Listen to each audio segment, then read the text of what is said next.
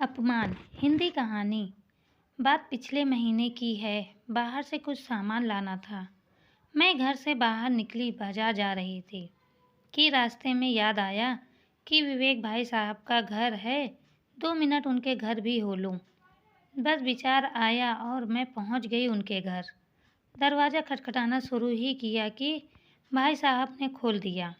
मुझे देख बड़े खुश हुए। मैंने भी मिठाई का डब्बा उनको दिया और उनके गेस्ट रूम में जा बैठी। जिस वक्त घर में मैं बैठी ही थी, उसी समय उनकी नौकरानी घर की सफाई कर रही थी। मैं ड्राइंग रूम में बैठी थी। विवेक फ़ोन पर बात कर रहे थे किसी से। उनकी पत्नी चाय बना रही थी। मेरी नज़र सामने वाले कमरे तक गई, जहाँ मेड फर्श पर पोछा लगा रही थी।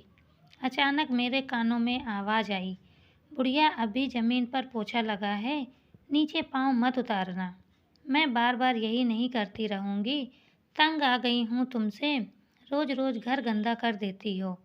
मैंने भाई साहब से पूछा, माँ कमरे में है क्या? गांव से यहीं ले आए हैं क्या? ठीक किए, वहाँ किसके सहारे रहती भला? भाई साहब बोले, हाँ माँ, अब यहीं रहती हैं हम लोगों के साथ। जब तक चाय बन रही है मैं माँ से मिल लेती हूँ। भाई साहब बोले, हाँ हाँ, लेकिन रुकिए, अभी अभी शायद पोछा लगा है, सूख जाए फिर जाइएगा। मैंने बड़ी हैरानी से पूछा, क्यों? गीला है तो नौकरानी दोबारा से पोछा नहीं लगाएगी? लगाएगी तो थोड़े निशान रह जाएंगे फर्श पर, क्या फ़र्क पड़ेगा?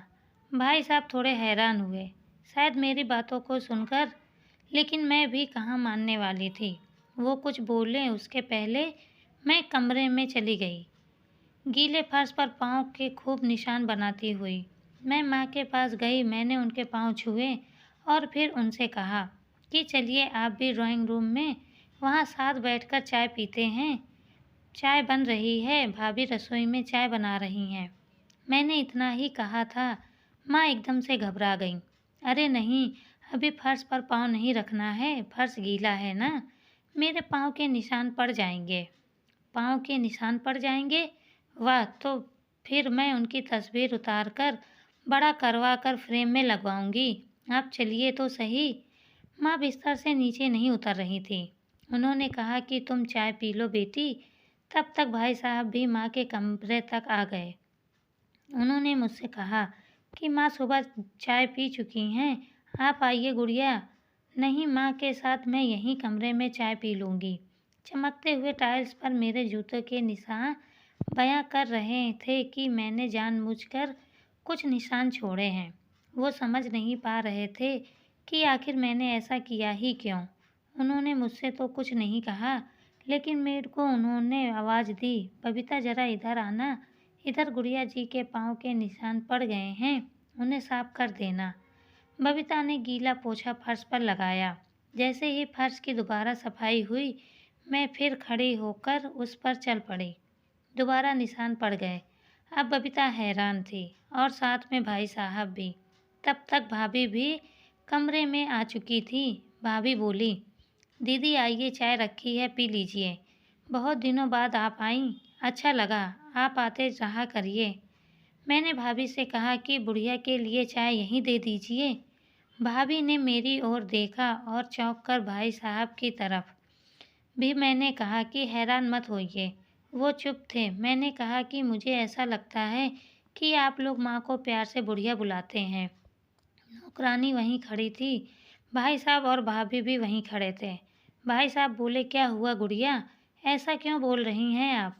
मैंने कहा, भाई साहब हुआ कुछ नहीं, मैंने खुद सुना है कि आपकी बबीता माँ को बुढ़िया कह रही है।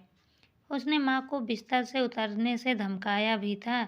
यकीनन काम वाली ने माँ को बुढ़िया पहली बार नहीं कहा होगा, बल्कि वो कह भी नहीं सकती उन्हें बुढ़िया। उसने सुना होगा बेटे के मुँह से, बहू के मुँह से, बिना सुने वो नहीं कह सकती थी। जाहिर है आप लोग प्यार से माँ को इसी नाम से बुलाते होंगे, तभी तो उनसे कहा, सच कह रही हूँ ना भाई साहब। पल भर के लिए धरती हिलने लगी थी। गीले फर्श पर हजारों निशान उभर आए थे। भाई साहब ने भाभी को डांटने लगे, बोले, तुमने कहा होगा। उनका छोटा बच्चा भी वहीं खेल रहा था। बुढ़िया रो रही थी। बहू की आंखें झुकी हुई थी। बबीता चुप थी। गुड़िया, गलती हो गई, अब नहीं होगा ऐसे, बहुत बड़ी भूल थी। मैं चल पड़ी बिना चाय पिए, सिर्फ इतना कहकर कि आंखें ही पोंछनी चाहिए, उस फर्श को तो चूम लेना चाहिए जहाँ माँ के पाँव के निशान पड़े हों। जिस घर में माँ का अपमान हो, वहाँ ईश्वर का अपमान होता है। भाई साहब, आप तो सगे बेटे हैं, पैदा किया है उन्होंने आपको, कैसे आप बर्दाश्त कर लेते हैं अपनी माँ को